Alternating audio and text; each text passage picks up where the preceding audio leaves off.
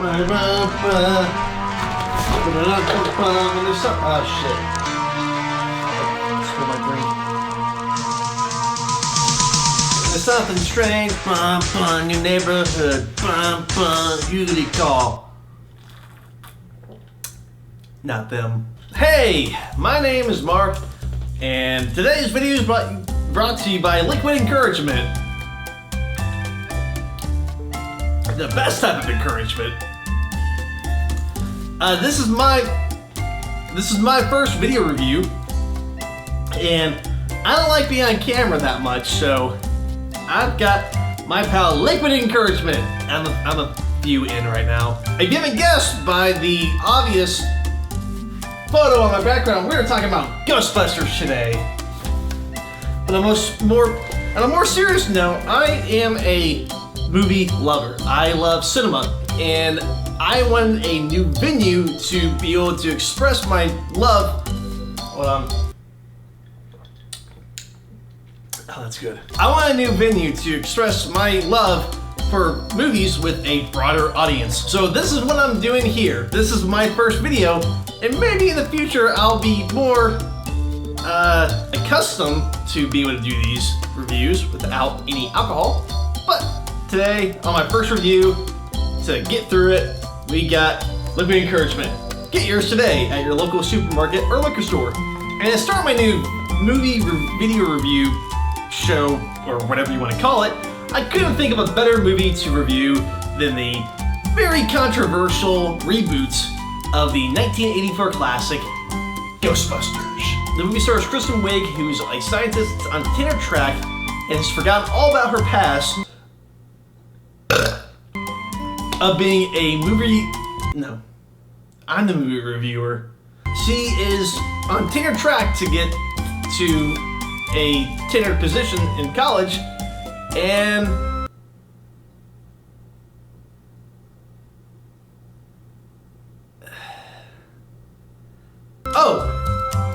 and she meets up with her old friend from, I think, junior high school, Melissa McCarthy. And Melissa McCarthy's all like, yeah, ghosts, and Kristen Wiig's all like, no, I'm done with that life. We're done with that. But then they're like, oh shit, there's this ghost at this house. They're like, oh fuck yeah, let's go over there. We gotta go get that ghost. By the way, I'm sorry for the language. Liquid Encouragement has me in a different state of mind right now. She and Melissa McCarthy and Kate McKinnon all go over to that house, and they see the ghost and like, oh shit, we gotta get on this ghost tracking thing. I don't know where I'm going with this. Should I restart? I do like a little like bloop screen. Bloop. So, what did they do right in the movie? Four main lead actresses, you could tell, were really having fun with their roles, and they really worked well off of one another at times. But the person who was the best out of the entire movie was Chris Hemsworth. He stole the show. He was incredible. He was the one who I got the most genuine laughs from.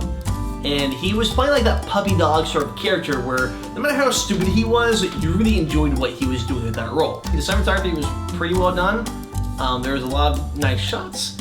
And that was really it. Now, what I did not like about the movie, the four main leads were pretty much playing caricatures of their own selves. They did not seem believable. Unlike the original movie, those characters were a lot more grounded, and you could feel like those were people that were really in that situation.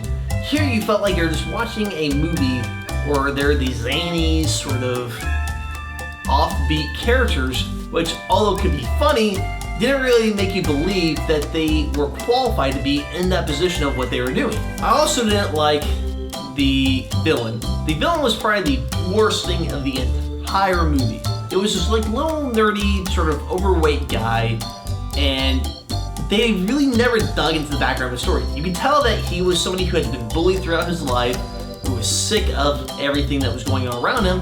There wasn't anything that made you think like, wow, this guy's really menacing in any way. He was like that Dexter's Lab sort of character of, ooh, if anybody gets in my laboratory, I'm going to hurt them. I can't do accents, I'm sorry for that. But he really never gave off a vibe where you felt like you should fear him.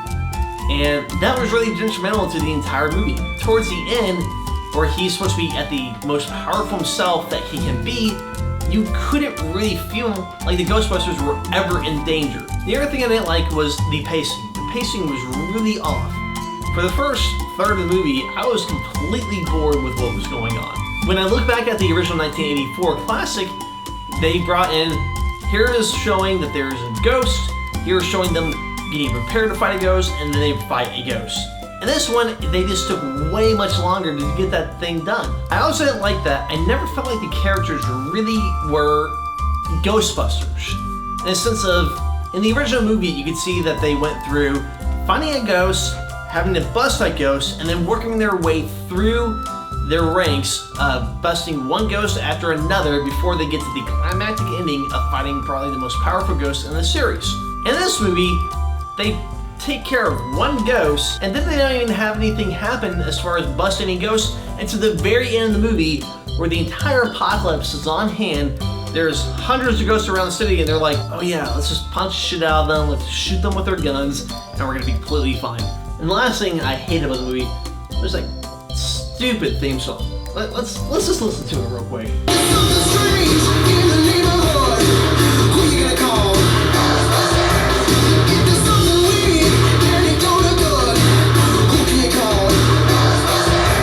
This song by Fall Out Boy that features Missy Elliott is supposed to be the new theme song in the movie franchise. And even though in the montage sequence of them getting prepared to fight a ghost, it works somewhat well, in the end when you hear the entire song, it's just bad. You just felt awkward hearing it. Hearing a punk rock band take over for a song that was clearly a classic. I don't really know why they had to use a new song.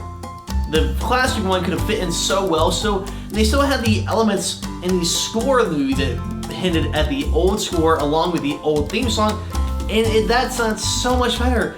But this title song in the movie was just horrible. Listen to the song, I Drank All My Drink, so I gotta get some more to get through this video. Okay, I'm back with my second drink. Brought to you by Liquid Encouragement. Ah, shit. Anyways, those are things I didn't like about the movie.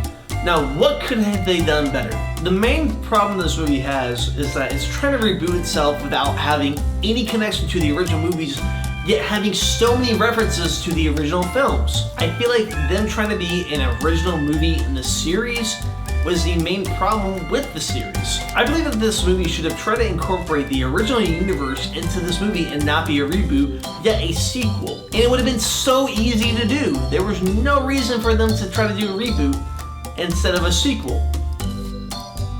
And I tell you why. In Ghostbusters 2, Peter Venkman has his own talk show about the paranormal world, and in it, he has a guest on it who is talking about that she has visions of the world ending on February 14th of 2016. That is the perfect way to incorporate this new Ghostbusters team into a new audience and sort of rebooting the franchise within the continuing series. All you had to do was show that the Ghostbusters had franchised around the country, yet in New York they had gotten too old to continue busting ghosts, and they needed a new team. In comes the new Ghostbusters that we see in this film today. And it would have been such an easier way to incorporate everything that have happened into the series already, and incorporate the characters rather than just having being cameos, and it would have been so much more fun to watch. You could have seen Peter Venkman, Ray Stantz, and Winston Zeddemore show these new recruits how to do everything. You could have had both of the groups mingling together, and at the very end of the movie, no matter if you want to let some of the characters die or live, these were going to be the new Ghostbusters for that area. They're going to be the new Ghostbusters in the franchise. And that would have been so much more exciting to see the mingling of the old and the new. There wasn't really a need for a reboot, but if they were going to restart the series, why not include the original Ghostbusters with that storyline that was placed in it? Now, before I can review this movie, I have to explain what is the BAFTA scale. 5 is a movie that you believe is one of the best movies of all time or one of your favorite movies of all time. 4 is one of the best movies of the year that you've seen that you think would be up for Oscar contention or any awards of any kind. 3 is a movie that you say, yeah, it was good, it was worth the price of a ticket admission, and you should probably go see it in theaters. 2 would be a movie that you believe is, okay, if you want to see it, just wait till it's on DVD or Redbox or on instant streaming. You don't think it's for the entire ticket price of admission to see in theaters, and you believe that at the same effect that, and you believe that you would get the same effect of watching it in your living room as you would on a theater stream, and you believe that you should save it. One of the movies that you believe is one of the worst movies you've ever seen, you would not suggest it to anybody, it's just horrible. And Zero is a movie that is so bad it's hilarious. Think of movies like The Room, or any Adam Sandler movie that came out post 2006. So for me, what would I give this movie?